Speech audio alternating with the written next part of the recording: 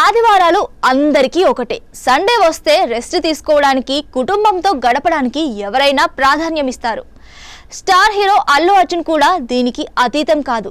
అదే ఈ రోజు నుంచి ప్రతి ఆదివారం బన్నీకి సండే వస్తే పోలీస్ స్టేషన్ వెళ్లి రావడం. సంధ్య థియేటర్ తొక్కిసలాట ఘటనలో కేసు నమోదు చేసిన పోలీసులు అందులో అల్లు అర్జున్ ను కూడా నిందితుడిగా చేర్చిన సంగతి తెలిసిందే. ఈ కేసుకు సంబంధించి తాజాగా నాంపల్లి కోర్టు నుంచి బెయిల్ పొందాడు బన్నీ. బెయిల్ అయితే వచ్చింది, కానీ కొన్ని కండిషన్స్ ఉంటాయి కదా. ఆ షరతుల ప్రకారం ప్రతి ఆదివారం చిక్కడపల్లి పోలీస్ స్టేషన్ కు వ్యక్తిగతంగా హాజరై సంతకం పెట్టి రావాలి అల్లు అర్జున్.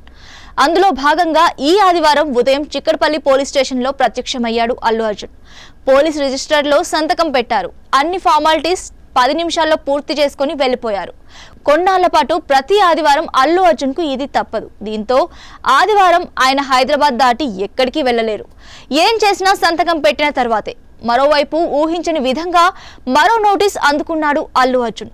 ఈసారి హైదరాబాద్ లోని రామ్ గోపాల్ పేట్ పోలీసులు బన్నీకి నోటీసులు ఇచ్చారు. సంధ్యా థియేటర్ తొక్కిసలాట ఘటనలో తీవ్రంగా గాయపడిన బాలుడికి ప్రస్తుతం చికిత్స జరుగుతోంది.